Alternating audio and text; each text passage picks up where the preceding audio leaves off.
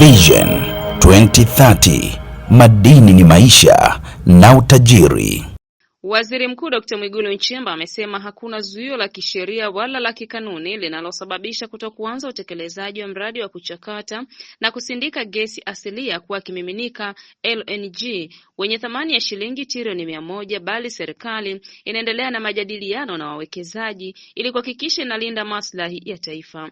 Amesema kinachofanyika ni masuala ya majadiliano, na kwa kutambua ukubwa wa mradi huo na nchi yetu haijawahi kuingia kwenye uwekezaji mkubwa kama huo, na ili kuweza kuitendea haki nchi yetu na rasilimali zake, wameona ni vyema serikali ikawa makini katika kila kipengele ili kuweza kulinda maslahi mapana ya nchi.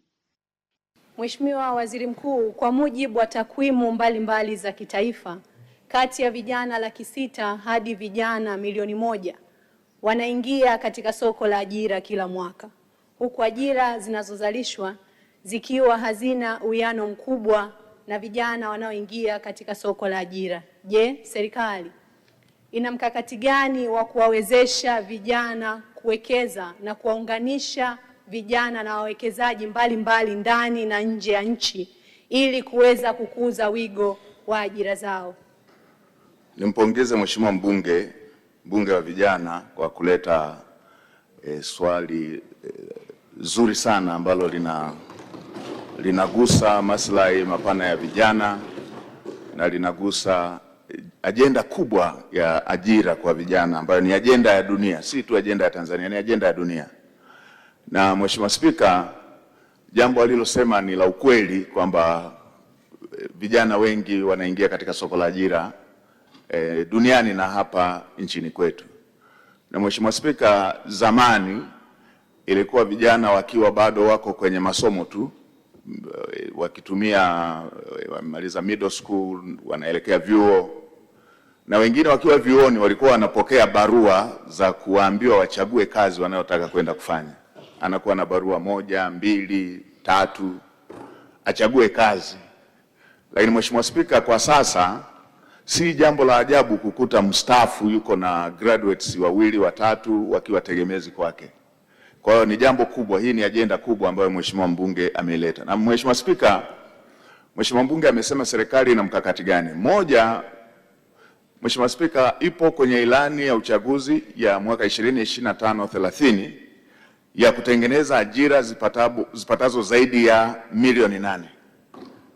Mheshimiwa Spika, hili si andiko tu la ilani, ni andiko ambalo limewekwa kwenye mikakati ya utekelezaji, ikiwemo mipango ya mwaka mmoja na ile mipango ya miaka 5 ambayo ipo kwenye dira ya taifa 2050. Lile pato tunaloliongelea la takribani dola trilioni 1 ifikapo 2050, tunatarajia mchango mkubwa utoke kwa vijana. Na vijana hawa tunaandaa mazingira bora ambayo yatawawezesha kupata ajira ndani ya sekta ya umma, lakini pia kwa wingi katika sekta binafsi. Mheshimiwa Spika, ni vitu gani tunavyovifanya?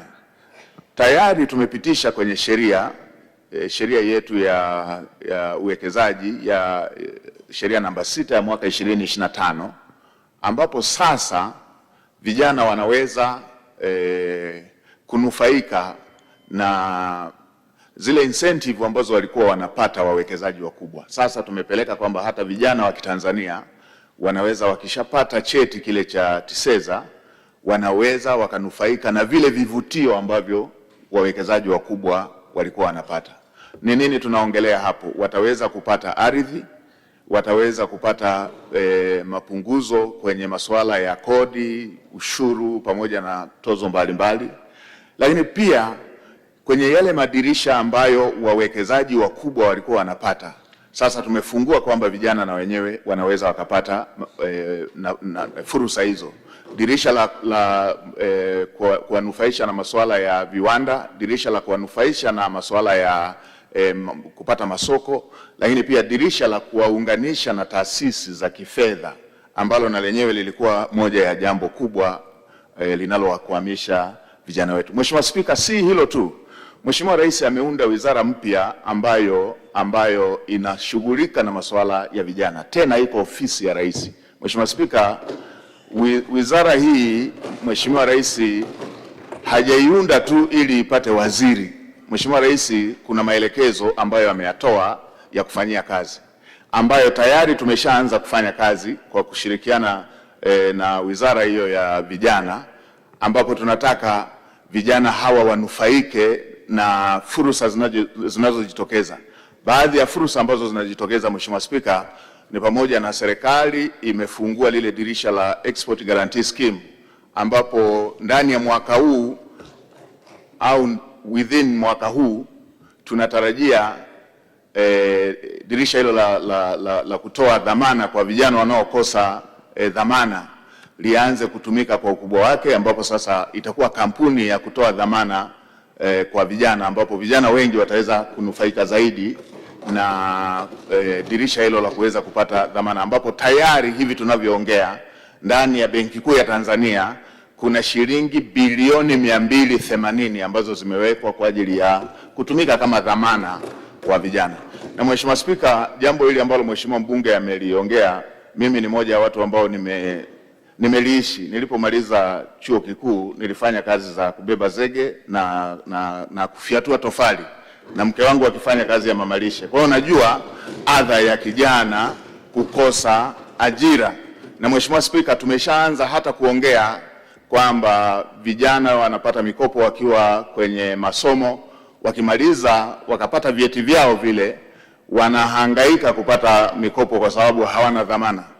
Tumeanza kuwaza kupitia maelekezo yale ambayo Mheshimiwa Rais aliyaelekeza kutafuta namna ya kuamua vijana hawa. Mheshimiwa Spika, tumeanza kuwaza kwamba kijana aweze kutumia cheti chake kile alichohitimu kuweza kukopa.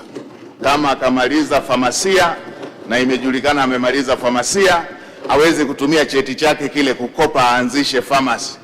Kama amemaliza uhandisi na ana cheti chake cha uhandisi, anahitaji vifaa vya umeme, aweze kutumia cheti chake kama dhamana, aweze kupata mikopo hiyo. Kwa hiyo jambo hili tutalileta hapa bungeni, Mheshimiwa Spika, tutakapokuwa tumemaliza hiyo sheria ambayo tunataka itengeneze kampuni ya kutoa dhamana, lakini pia ya kuweka dhamana mali ambazo zinaweza zikahamishika.